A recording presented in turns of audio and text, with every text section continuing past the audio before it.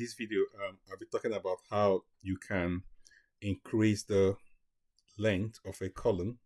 Okay, so I've already made quite a little model. It's just plain rectangle at this point. Okay, let's assume that this is like a balcony.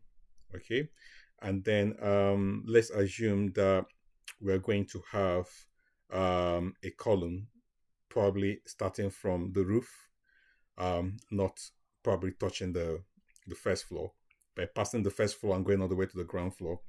Okay, so yeah, I will just adjust this model. For now, it's just a rectangle, so I just want to create a staircase position. I'll just move this to this point, and then I could also move this. And as you can see, I'm just doing all this with plain rectangle right now. Later, I will create the arrangement.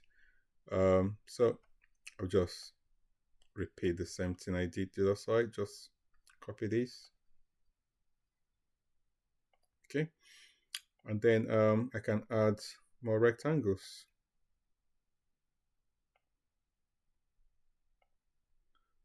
Okay. So kind of like the staircase for the building. So that's our arrangement.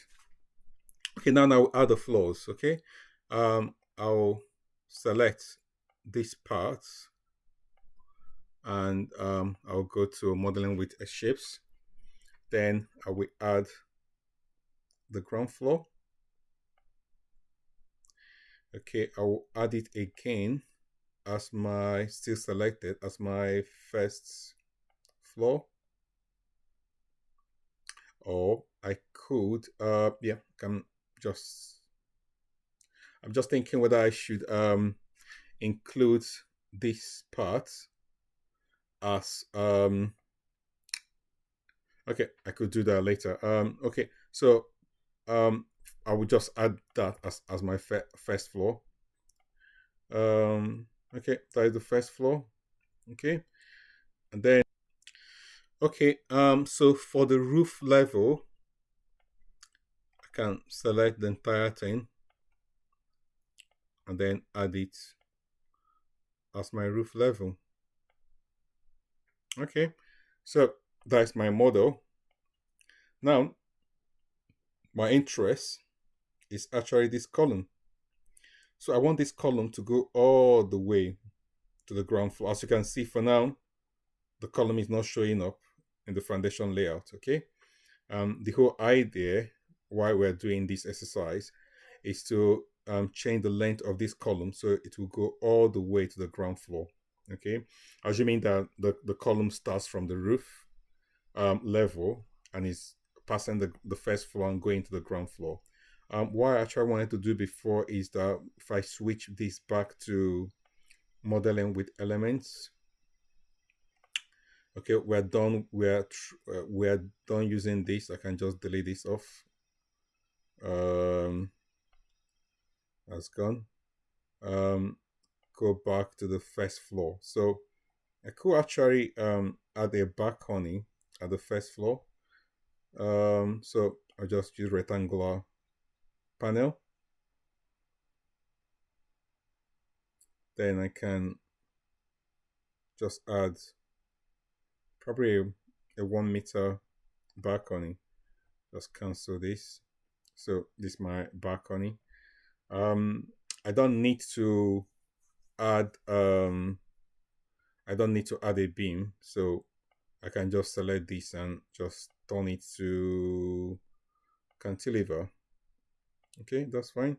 And then cancel all. I can select again and add another one. So that's my two cantilever stuff. That okay. Just select this and change this to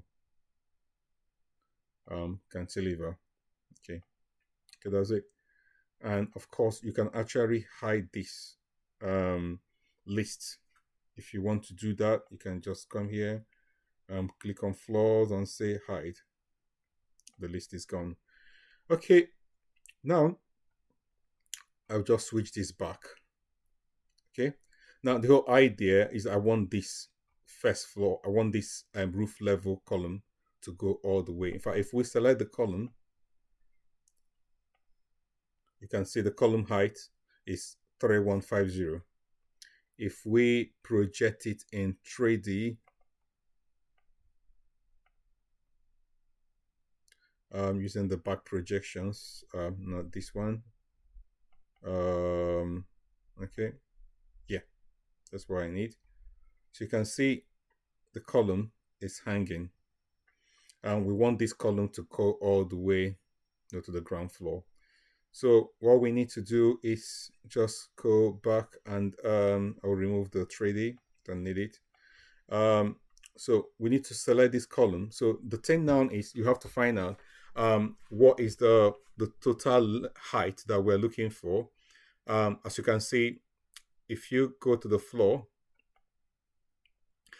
height is 3150, okay, and the floor, sorry, this is the floor height is 3150, okay, and our column height is also 3150. So the total column height from here all the way to the ground floor is going to be 6300. That is multiplying 3150 by 2.